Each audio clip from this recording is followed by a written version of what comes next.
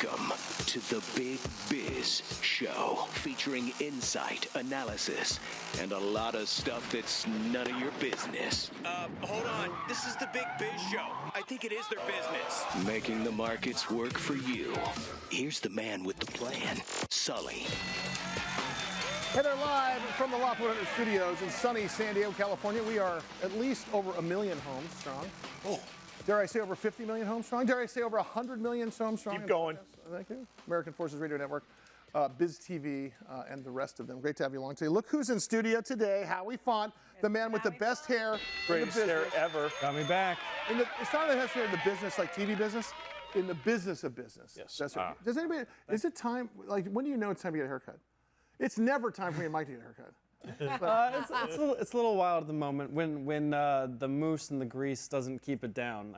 I watched Peaky Blinders for so long that I ended up with a peaky haircut, and I got talked to about it. Did you really? Oh, yeah. See, it looks better on them than us, though. I like it. Who do you think talked to me about it? The boss. Yeah, right. The governor. Yes. I just call the commander. Yeah. The governor. Okay. Right, the governor? Right. So I was picking up the gov at a, shut up. She was at a blowout. You can't freaking help himself. He cannot help himself. No. This is a thing, right? Do you ever do the blowout? Oh, yeah. What's a blowout? You just go What's a dry bar? a dry bar. They go and they style your hair. You stupid ass! It's a dry bar. Wait, Did you hear the total voice? Oh, It's a bar like this, but no alcohol. No, right. But they do have alcohol. Oh, sure. So the dry bar has Ironically, Oh, not for sure. What is a dry bar? They shampoo your head, they massage your head, and you just kind of fall asleep there. So you have somebody wash your hair. And then they blow dry it out with a. So they skip the haircut. Yeah, there's no scissors that come out. It's So it's all special robust. Is this I'm telling you, it's different. Is this like a little treat, like a little daily treat, like? Not daily. I mean, not for me. I mean, like for your day, is this like a little treat for you when you go? Yes, because it lasts. Here's the secret. It lasts for like a week. My hair is dry the whole week if I go get it wet. Yeah. Well, that's different. But when you have, Why is that different? You said my hair's dry. My hair stays dry for the whole they week. don't have to. You don't have to blow dry your hair. But let me tell you, when I'm trying to roll brush my hair, Oh, I hate the that. torque Yeah. that I have was just gonna is say. not the same as the torque that they have. Howie, we're going to keep you for a little while today. Did you want to know about this? This is Yes, important continue. stuff. How much is the appointment? $55. How long does the appointment last? Half hour? 30 to 40 minutes. You get your hair washed? No, So- they okay. don't Did you just say wash 55? it. You guys, this is very important. They do not just wash it. They massage your scalp. Do you guys feel like you're in trouble? Does every male here? Everyone listen up. Does every male here feel like, Yeah. nothing? Okay, I feel fine. like- What I was trying to get to is we took her to this dry bar thing, or it wasn't a dry bar. It was Blowout. She took her to the blowout, which is a dry bar, right? Yeah. And she alcohol. says, "Come here." I walk in and she sits me down at the thing, and they said, "No, we're not doing this anymore." So you'll notice I have a very different, less peaky. So you're going to see, some bozo things come Love out here. it. Love it. Yep. Join me. Can you complete your, like, what else do you get? What else do you get for your 55? You get a fabulous blowout. I'm telling you, you can't do it for yourself. But what do you get though? What are you paying for? Yeah. You're paying for hair that you don't have to do for a week. Yeah, but what's the You value? know the time that it takes? I didn't know there was Muscle this much strain? detail. Look at James East right there. There's hair You you don't have guys to don't style. care. There's hair you don't have to Well, style where's for my a girl week. at? I've got never one going other back to that female in here. place. She I can am- attest to this. I am very close, my friends. I'm very close. He's To get to the never point going where- back to that place. Did you ever just? I remember in Hawaii one time. Screw it. I got one morning, went down to the barber. It was like Summertime. greatest thing ever. Yeah. Would you ever it consider? feels great. Would you ever consider like doing some hippie haircut, or you? I went Like to military school. I had it pretty short for a long time. So business on I'm the not, side. I'm not party on going top? back. Some people have well-shapen heads. I do not have. You don't want to see what's You have a underneath this. misshapen head? Yeah. I don't have a misshapen head. At one point, the back of my neck looked like a six-pack of hot dogs because I was huge, but no longer. Holy Costa. Said every lineman in the NFL. I don't know how, like, just hiking the ball. Put your head up. I can't. It's like, it looks like this. I had a thought, but it got stuck in my neck. Sounds like a pretty good business, actually, Dry Bar. Yeah. Like, I mean, it's expensive. Kinda I don't hard do it. market. Loft 100 Studios, the Big Biz Show, and our affiliates and our hosts are not registered investment advisors or broker-dealers. Our show hosts make no commitment that the purchase of securities of companies profiled or otherwise mentioned in our programming are suitable or advisable for any person, or that an investment in such securities will be profitable in general. Given the nature of the company's profile and the lack of an active trading market for the securities, investing is highly speculative and carries a certain high degree of risk. We profile selected publicly traded and privately held companies on our program. Most of these companies that we profile have provided compensation to Loft 100 Studios and its hosts for the profile coverage.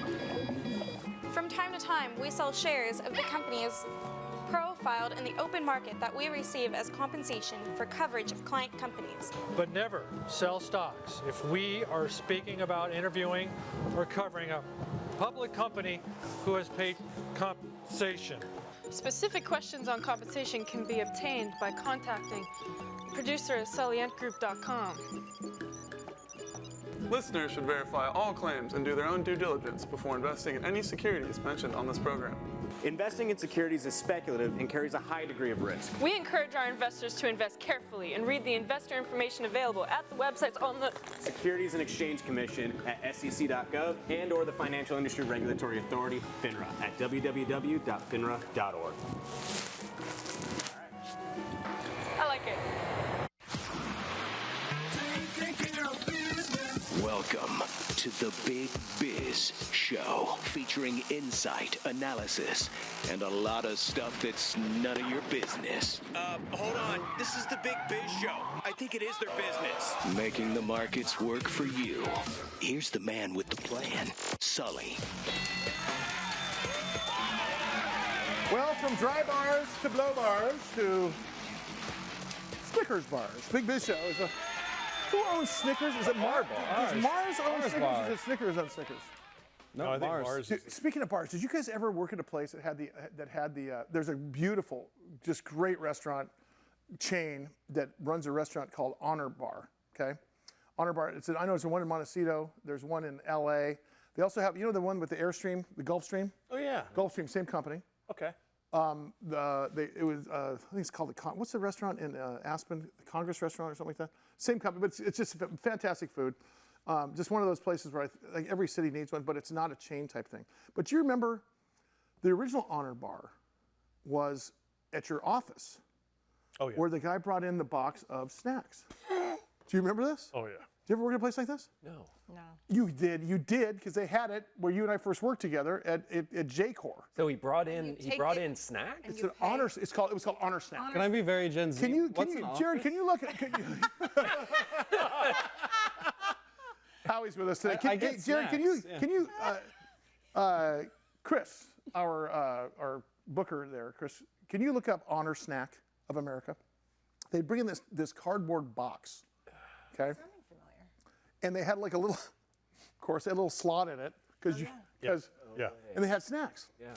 You walk in there, and of course, you know, there was certain stuff that was always left. That was super dry Ritz with the peanut butter in them. Yeah. Trail mix. But is it like on the trail mix, no raisins? Yeah, right. On the honor system, is that where the term is coming You take from? your bag. You take your bag of Scoops Fritos. Yes. Okay, here's Honor Snack America. Look here. So as you take out your bag of, there it is, on your honor, your snack box. Yep. On your honor. You pull out those cheese doodles and see the pay here. You drop your thing in here. I got to tell you, man. I wonder how much money those guys. You know, they lost. I mean, it was $1, of course. So that they got a triple keystone on their profit margin. Yeah. You know, they got. So ours didn't have. Well, there's your Pringles, Greg. Yep. Ours didn't have soda pop there. Warm Dr. Pepper. But who doesn't want a warm Dr. Pepper? But Honor Snack. Have you ever at the radio stations had them? Yeah. We had them. It was tiered. Yeah. Well, down in the on-air department, you were the head of sales. See, so the sales scum didn't need it because they had caviar in every day. It's on a different level, literally. So what's wrong with vending machines? I don't understand the. Well, you can, but you know we happen to trust our employees. Exactly. They're completely untrustable. Do you know where the first Honor Snack was in the new building at J-Corps? No. Men's room. Really? Men's room. Of course, because they didn't want to leave it out So they put it in the Put it men's in the room. bathroom? Yeah, but one in the men's room, one in the women's room. Wow. It was just snacks. Snacks. Oh, Yeah. That's tasty. Well, snacks plus some extra stuff. Yeah. Yeah.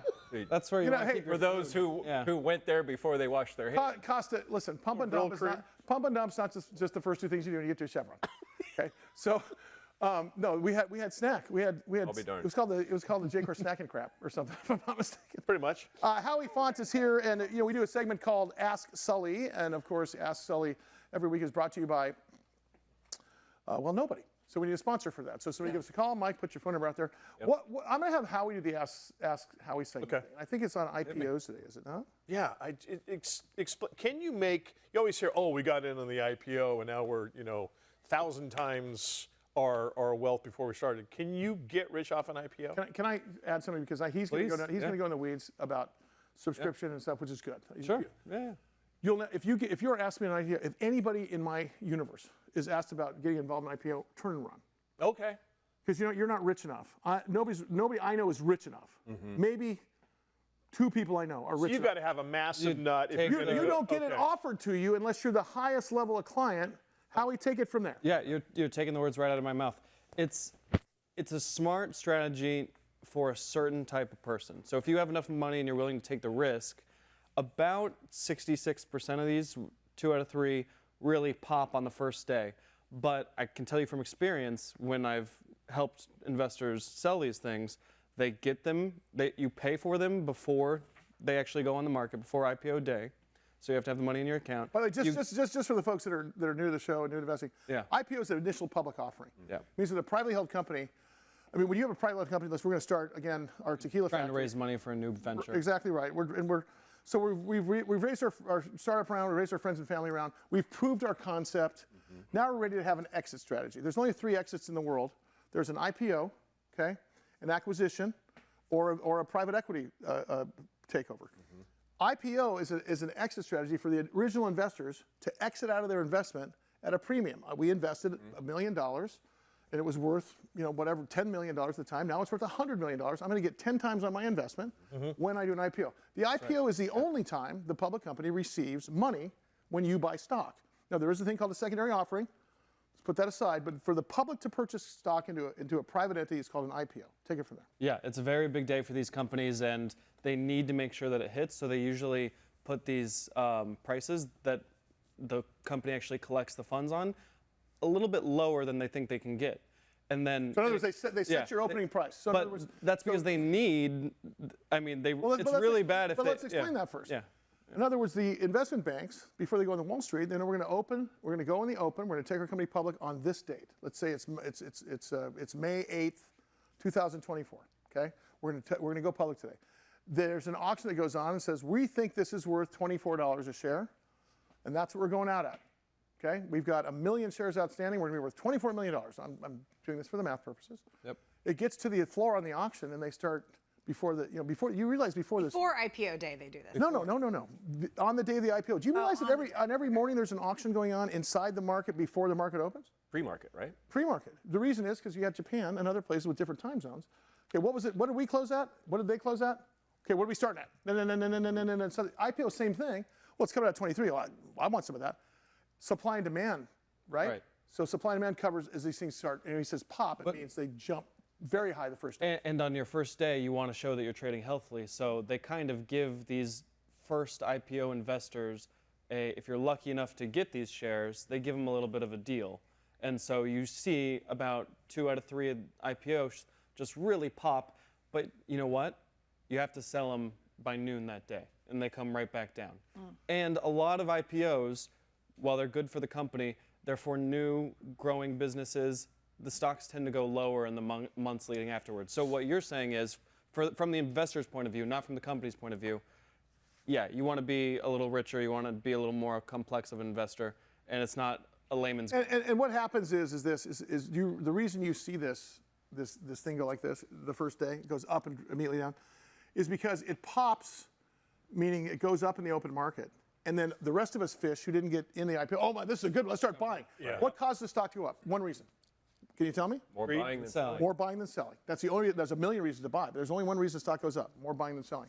The thing goes up here, and now guess who's going to get out? Yep. The original investors at first day go, okay, now, boom. They sell all their shares out. That's what they do. They sit on the phone with me and they watch the ticker. And they say sell.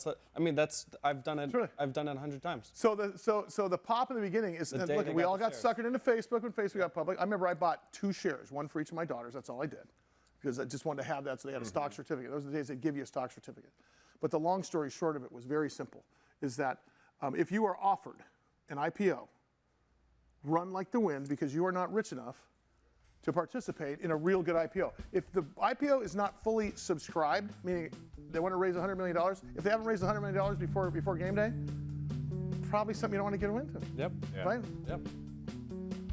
Hey, but it's possible to make money. It's just, risky. And who's coming up? On the other side, Mr. Lou Bender from Intensity Therapeutics. He'll be back with us here on The Big Biz as we continue after this.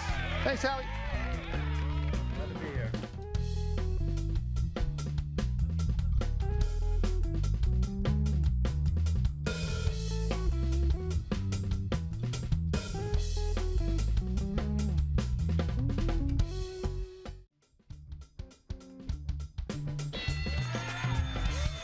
Big Biz Show. In over 175 countries and all the ships at sea on the American Forces Network. And as always, you brave men and women of the United States Armed Forces, thank you for what you do and what you have done for us. Costa, Mary Godwin, Greg Todorov, and Sully. And of course, the DTT. Love them. Good to see you guys. Fantastic. Lou Bender is the CEO of a company called Intensity Therapeutics. What I got out of our last interview with him, and he's fantastic, we had a ton of response on this, is the fact that the treatment for cancer sometimes is so debilitating for quality of life that we've been exposed to just this sort of onslaught of, I'm not going to fight the cancer anymore. Right. Yep. Right? Yep. And I will tell you, Intensity Therapeutics, which is a publicly traded company under the stock symbol INTS, intensitytherapeutics.com, is talking about feared treatment, which is more feared sometime than the disease. Joining us now via Zoom, CEO of the company, Intensity Therapeutics, Lou Bender. Lou, great to see you, man. Thanks for coming back, pal. Thanks, guys. I appreciate it. Happy to be here. Can you hear me okay? We can hear you great, yeah. and you look nice and set up there for the interview. Now, let me ask you this. This was a great conversation we had last time. We didn't have enough time to talk about it, but sometimes, as you say, the treatment is feared more than the disease, as the patients suffer side effects, and they can even die from the side effects. Talk about that a little bit, and what's your guys' charges over there at Intensity Therapeutics?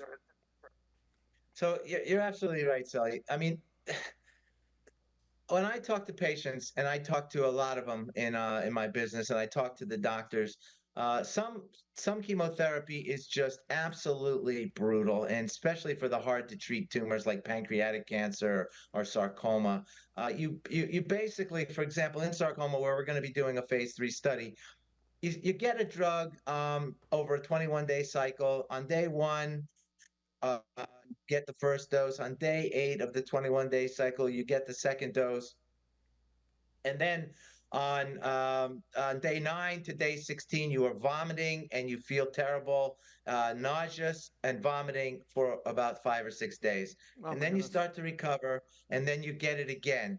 And then you get it again, and you get it again. And the same thing for 21 days over and over again. And it's just brutal for people. It's just brutal until you either die, can't take it, or you progress. And what we want to do is inject the tumors, poison the tumors, keep the patients healthy, and stimulate an immune response that's going to wipe out the tumors that we don't inject.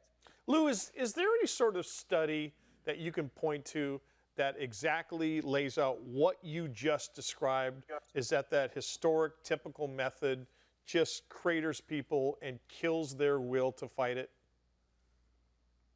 Yeah, I mean, if you go, there's a lot of times what doctors do is they use these different chemotherapies, right? So if you Google FOLFIRINOX, that's a regimen of about 4 different chemotherapies.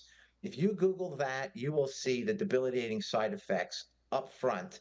And I've had people I know that have gone on that. A friend of mine had pancreatic cancer. He went on that to shrink one tumor. He was 175, 6'1". He went down to 125 pounds and he felt terrible. Now, it did shrink his tumors and he did have surgery. And for a while, he was effectively in remission. And then the cancer came roaring back, and he died within 6 weeks. Hey, Lou, So, Lou, as you were he said to describing, that 21-day cycle, real quick though, as you talked about this gentleman losing weight, I was thinking during that time where you're vomiting for 5 days, and then are these people can't eat, right? I mean, they're Hydrate yourself. I mean, just talk about that a little bit, and not about that part, but what is intensity doing that and to fight cancer? Because I think that's an important piece of this, because you guys have a pivot point here. So again, I think the studies that we're about to start, the phase 3 studies that we're about to start, are going to be historic studies, because for the first time we have found a technology that can enable the actual direct injection into the tumors of our drug, which can kill the tumor and saturate it with chemotherapy to stimulate an immune response. Everything else, when you get late-stage disease with bulky tumors, tumors the size of cans of soda, or you can't see that here, but if you saw it, you would see a can of soda here. No, we see when you get the cancer that size, the drugs don't get there when they're given intravenously. They don't get there. There are very few blood vessels in these large tumors, and they can, basically inhibit the immune system themselves. So you're really fighting a losing battle when you have bulky disease. For the first time with our drug, I believe we can kill a tumor with good safety and stimulate from that tumor your own immune response. When we that's a big difference. That's going to be a game changer. His name is Lou Bender. He's the CEO of Intensity Therapeutics. They are publicly traded under the stock symbol INTS. IntensityTherapeutics.com is their website. Lots of great stuff on the website. I've got a question for you, Lou, with respect to solid tumor cancers. Is there hope that it's not just for one type of solid tumor cancer, but maybe multiple sort of maladies across the board? Yeah, I mean, in our 110 patient study that we did to lead up to this phase 3, it was a phase 1/2 dose escalation study, and we treated 110 patients with over 20 different kinds of cancer. Now, as we learned from this study, we were underdosing in many of our patients as we worked to show the safety up the curve of more and more drug. But it did seem to work in every tumor to a certain degree, and as we got more and more drug, we were seeing better and better results, especially in the most difficult to treat, in breast cancer, in pancreatic cancer, in sarcoma, the fatty, dense, hard, pressurized tumors that nothing gets to. We were seeing good necrotic death to these cancers, and we were seeing patients living significantly longer and feeling good. So I think that this is going to be used.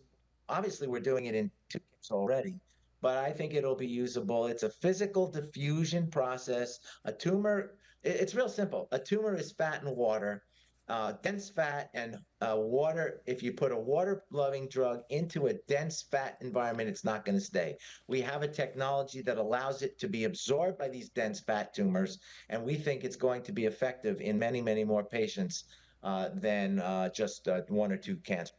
Now, Lou, would these therapies be used in conjunction with chemo and radiation, or are you thinking it would take over the process completely?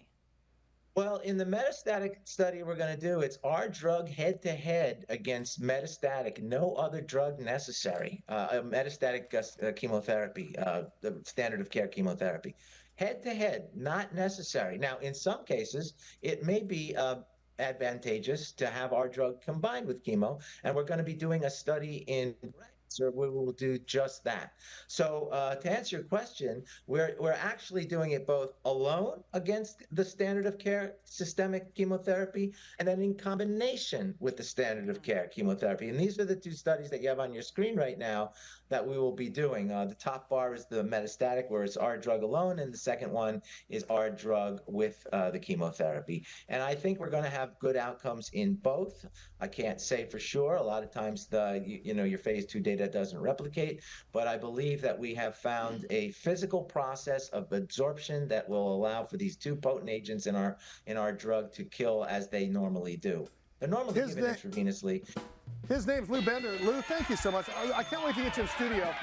I could spend an hour talking about this. Lou Bender, of course, is the CEO of Intensity Therapeutics, intensitytherapeutics.com. Also go to their stock symbols, INTS, of course, INTS.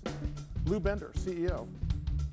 Man, I've been hearing stories about suicidal ideation based upon this, and it's just right. I mean, it's just based upon the fact that the quality of life. Yep. Hey, coming up next, Bob Babbitt, the founder of the Challenge Athletes Foundation, and later in the program, Albert Lin, explorer, innovator, storyteller, amputee.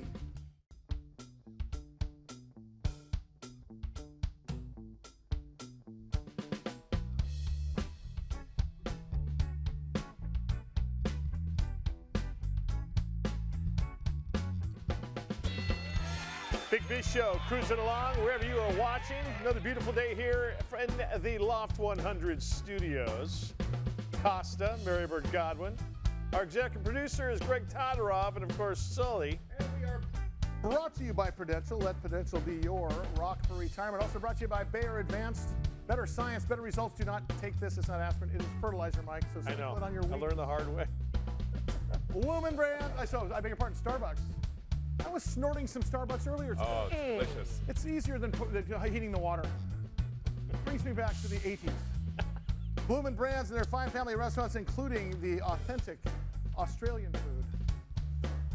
Outback Steakhouse, Fleming Steakhouse, Carrabba's Italian Grill, as well as, it's authentic because, you know, when you go to Australia, as our next guest, Bob Babbitt, will tell you, there are bloomin' onions growing on the side of the road everywhere. Yep. Nature's incredible. Yep. It is. Look who's here, Bob Babbitt, the founder of Competitor Magazine, the brainchild behind the Ride and Tie and the Muddy Buddy. Oh my God. Those are not two drinks that you have Cinco de Mayo. Muddy Buddy would be a good drink. It would, but Muddy, I'm thinking like Kahlua, chocolate, maybe a little vodka, right? Yeah. It's like a little. Let's can That's a it. new company. He's an entrepreneur. Bob Babbitt also is the founder of one of the founders of Challenge Athletes Foundation, and he interacts with challenge athletes competing across the country. He also has Babbittville, which is one of the most popular podcast radio shows in the country. And what else you got? What else you got for me? Our YouTube show, Breakfast with Bob. That's right. Come on now. Breakfast with Bob is fantastic. I'll tell you why. Because Breakfast with Bob started, I think, was your first episode in Kona? We did it. And here's the thing, and he doesn't have to be in Kona now, but the way you guys produce that show, you'd think you were in Kona. I don't know how you do it, but you've done it a couple times where Kona's in the background. Yes. And people don't know that you're not in Kona. It's our not quite Kona edition. We actually have Pancho Man, our ukulele player, Pancho Man, leading in those interviews with, he's standing where we do the show in Kona. We filmed that. No way. Let's talk about some of the unique athletes you've brought to our program. Challenge Athletes Foundation, of course, assists athletes with physical challenges, whether they're born with them, whether they get in accidents. In fact, we have a guest coming up, Albert Lin, who had a rollover crash and lost a leg. And what's interesting is that childhood obesity is prevalent in kids anyway, but when you lose a limb, 30% more prevalent. Yep. And the thing is, insurance companies do not pay for anything but a prosthetic leg, a regular wheelchair, and the like. In other words, those running blades, those hand cycles, are all expensive. So I'll let you take it from there and talk about the mission. Well, the mission basically is when we found out when our buddy Jim McLaren been a football player at Yale and ended up getting hit by a New York City bus when he was on his motorcycle, losing a leg. By the way, that's part one. Continue. I'll let you continue. He comes back from that to run a 3:16 marathon with a walking leg, long before high-end prosthetics. Before you had the bouncy, we're talking one step up from Captain Hook. Yeah. And then he went 10:42 in Kona at the Ironman, which is where I met. Now what's a champion do and what's Johnny Lunchbucket do when they go to Ironman? Ironman, the cutoff time is 17 hours. He was top 20% everybody in the race with a walking leg. No. Oh my God. Yeah. And he had gone from being a 300-pound offensive lineman to a 200-pound endurance athlete. What year was this, roughly? When he got injured in '85, First injury was 85. He came to Ironman and did it in 89, 90, 91. Can you imagine? So that is multiple. He kept going back. 25 years ago. It kept getting faster. Oh, so then continue the story though, because that's part one. So then he's sponsored by Budweiser. He's traveling the world. Everybody knows who he is. He's a one-legged guy, the Babe Ruth of amputee athletes. And then 8 years later, he's racing in Mission Viejo. A van goes through a That's in closed California, intersection. folks, by the way. Goes through a closed intersection, hits the back of his bike, propels him headfirst into a pole. This is a van does this. Guy who's already an amputee becomes quadriplegic. No way. That was it. This is part two. That's part two. And so then he was at a point where he didn't want to live. He didn't want to do it again. What is the thing you say always when someone wakes up we stepped in at paralyzed? the- yeah, we paralyzed. Talk about the parent thing, because I think this is always really prolific for me when you. Well, we come in at basically the lowest moment of somebody's life. Yeah. And at that point, and that's I think what makes CF so special is we come at the lowest moment of somebody's life, and then you don't know where that's going to go. Next thing you know, they're doing the Paralympics, they're doing the Ironman. Well, but the thing is that as you said before, though, you wake up paralyzed as a young person, and suddenly you are in the care of your parents again. Well, that's the thing. Talk Jimmy, about that. Yeah, what the main deal is when Jimmy got injured that second time, we realized that we needed to do something special for him. So we put on this little triathlon. And the goal is when you lose independence, all of a sudden you're in a wheelchair. Here come mom and dad back in your life. You're 30 years old. Here come mom and dad back in your life. And that's what I learned through Competitor Magazine from interviewing paralyzed athletes. Yeah. Is that's what they would tell me. So when Jimmy got injured that second time, our goal was to buy a van with hand controls to give him independence so that he'd be able to move on with his life. And then we did that. Goal was to raise 25. We raised 49. We thought, okay, we're done. We're ready. Get Jimmy the van. Then 3 amputee women who were friends of Jimmy's raced that day. And they came up to us and said, it's great we did it for Jimmy, but did you know when you get injured? We want a van too. Yeah. When you get injured, your health insurance covers a walking around leg and everyday wheelchair. Nothing to do with sport is covered by insurance because they consider sport a luxury. How much is luxury item? How much is a pair of those legs if you lost your legs? Figure $15,000 each. Wow. So 30,000. Wow.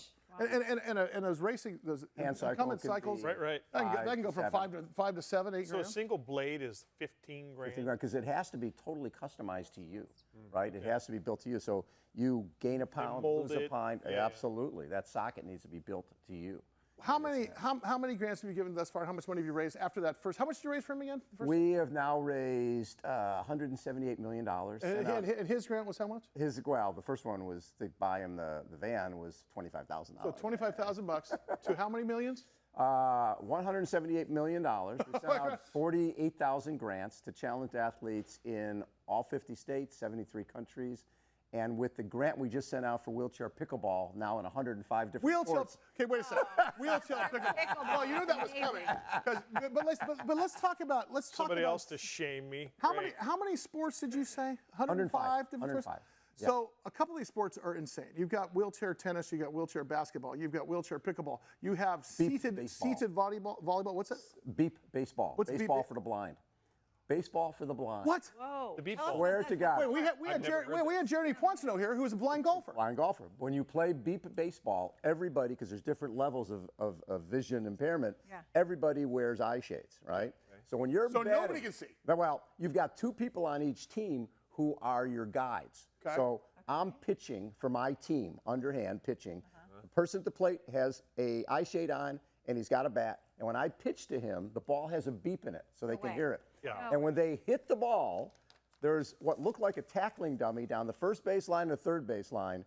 And if they hit the ball, they have to try to, the sound starts in one of the 2 tackling dummies. They run down to that base. If they get to that tackling dummy before someone picks up the ball, they're safe. Yeah. If they get the ball before they get to the base, they're out. And if somebody catches the ball on a fly, they go into the Hall of Fame. Are you the game master on these things? I mean, it's crazy. I took it to the MLB Network. We were in their studio, MLB Network, and we had Harold Reynolds and these guys, and they tried it with the eye shades, and they were fine. They ran down the first. Well, the next time we activated third baseline, and it was like, oh my God! It took them like 5 minutes to get the way done. What was the kid's name that we interviewed? Landis Sims. Landis Sims. Talk about quadruple amputee. Yeah. So Landis was introduced to us. He's missing both hands and both legs, and went on to make his high school varsity baseball team. His film is called Missing Landis Just Watch. both hands, both legs. Landis Just Watch Me. A buddy of mine named Eric Cochran, a videographer for a number of different stations, he was looking for a subject for a movie, and this is like 9 years ago now. And he saw this kid batting cross-handed at a veteran softball game up in Orange County. And he said the kid wasn't just hitting the crap out of the ball, he was talking smack to the vets. Yeah. He's like, and if you meet the kid, he talks back to you. Oh, he was on me like a hobo on a hot Oh, pot. yeah. I'll tell you what, he was like seriously, he was smacking me around. This kid In a has so heartbeat. much confidence, and you love him though. He's got a great personality. And he goes to the vet. He's like, dude, you're missing a leg, not an arm. Put the ball over the plate. What's wrong with you?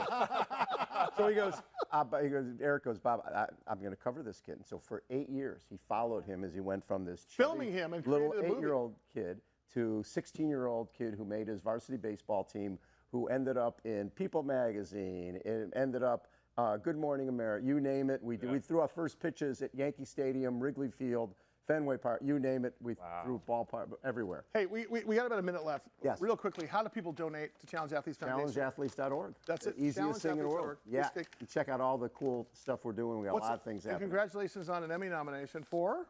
For I think the Iron Man got an Emmy nomination this year. That's what we're hearing. So yeah. Yeah. Nice job. Thank you, And are you? Where can people find Babbitttville and Breakfast with Bob? They can go to babbitttville.com, and that's where Breakfast with Bob is at. We got lots of interviews up there. Bob Babbitt. Amazing. Friend of the program. Thank you, buddy. We got more stories to tell. I'll tell you what, when you come back next time, we're going to spend a couple hours with you because you and I go way back before telling. I'm just going to give you a hint. Just how big are you? That's right. Clydesdale. Coming up. In Clydesdale.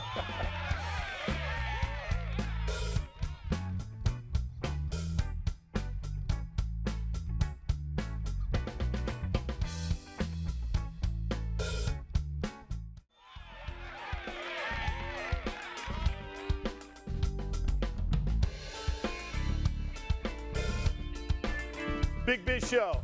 Cruising along another beautiful day here in Southern California, the Loft 100 studios. Along with the incredibly talented DTT, Day Trader Trio, Costa, Marybird Godwin. Was that a curtsy? Greg, it was a curtsy. Very nice. Hey. Greg Todoroff and Sully. I said, listen, Albert Lynn, by the way, is an explorer. He's an innovator, he's a storyteller, and he's an amputee. As you know here on this program that we are title sponsor for several years to the Challenge Athletes Foundation $1 Million Challenge as I rode my bicycle, yes, bicycle, gorilla on a bike. Remember Chris Farley, fat guy in a little coat? I was this wide when I started. Oh, yeah. 15 years ago. And we rode from San Francisco to San Diego, I think altogether I was 13 times. Our crew supported with video and everything else the last 6 years. We were there every year, actually, but we did the full stuff. So cool. But as a result of that, my good friend Laura Wolf-Stein, who is also a friend of this studio, introduced us to Albert Lynn. Albert Lynn is an explorer, as I said, innovator, storyteller. And he joins us today via Skype on Big Biz Show. Albert, how are you, sir? Great to see you. Yeah, I'm great. Good to be here, Sully. Been a fan of yours for a while. And so what? You know, Laura, so you wouldn't let me kick down the money to have you come in studio? What's the deal, man? Although you look kind of like a crazy cat there. That's a pretty cool studio. That's a pretty good studio. In fact, you know what? You can't come in studio anymore. You have to stay there. Well, you guys have the beer on tap and the whiskey bottles behind you and the live band. So you didn't tell me that when you said you wanted. See, I know. See, when they get big like this, when they get big and large and popular, they get a big footprint. They demand. This is. Right. We saw your writer. Hey, listen. Give us your backstory, would you? Because I know your backstory, but I think the world needs to know your backstory because I'm a big fan of yours too, and I think you as the host of Lost Cities Revealed with Albert Lynn is one thing. But talk about the backstory of you. Well, I was born in Santa Cruz, California, and I had a pretty wild childhood because on one hand, my dad was an astrophysicist, and on the other hand, my mom was like a former actress, movie star from Hong Kong. So it was these two worlds that kind of meshed into one. And then we lived all over the world because my dad was, he was an academic. So he'd do these sabbaticals on the cheap. I mean, like really cheap, right? And we lived all over the world, just in these little university centers. And so then I got this big exposure to the planet at a young age. And then when I came down to San Diego about, like 20 something years ago to come to school, I it was because I saw a university on a beach, and I'm like, I want to go surfing for the rest of my life. So that's why I'm going to San Diego. But what was really cool there was that I studied engineering, and then at the time I had been watching this kind of thing unfold where tools and engineering were all of a sudden unlocking this new era of exploration in a big way, right? Like there was these guys that had rock climbed up to some cliffside in Nepal and found all these ancient manuscripts stuck in the side of a cliff because the glaciers had, kind of eroded away the side of the cliff. And I was like, oh man, there's still discovery out there, right? And then there was this other guy who was using all these bioimaging tools like X-ray and things like this to try to look between two walls where he thought this lost Leonardo would be hidden somewhere, right? So I was super enamored as a young recent graduate with the idea of trying to be an explorer in the way that you'd only see in black and white photos back in, you think it's like all over, it's all been done. But no, now it's really happening, but just with these kind of high-tech, high-adventure approaches. And so that's when I sold everything I had, I moved in my car, and I gave myself a year to raise money to become a Nat Geo explorer, leading my first expedition. And now, many years later, you see all that on TV. And it's, how old were you when you did that? I don't know. I think I just finished grad school, so it was in my 20s, mid. It was like 3 years ago. Yep. Yeah, like 3 years. Hey, Albert, talk about. We have interviewed so many athletes on here and so many folks that had physical challenges. Talk about the amputee part. You said you had a wild childhood. I assume you started off with 10 and 10 and an arm, 2 arms, 2 legs. What happened? Yeah, that was the retro, that's old school stuff, right? Now I got the new. I've stepped into the future. I've got a prosthetic foot. Are you below the amputee? Yeah, which that's they call not even an amputee cut. Anymore. Come on. Yeah, it's a paper cut. That guy's faking. I've spent so many years with challenged athletes riding 1,000 miles down the coast. That is and you know this, Alan. You know this, Albert. There were other amputees he's not even challenged. Come on. Yeah. It's kind of an inside joke, and I've always wanted to say that. So talk about how did that happen? It's kind of an advantage, honestly, because you get all the perks like the parking pass and you're still fast. And you're still faster than Mike. Yeah. You can still crush it on the pickleball. And it can surf as well as Greg. So talk about how did that happen? Well, it was just a rollover accident. I was with a buddy on his ranch out near Santee, and he had just a little 4x4 that we were riding around in, and the kids were involved. We're all just having a great time off-roading around, and all of a sudden, boom. And that's the thing. It's you'd think, okay, I've traveled the whole world.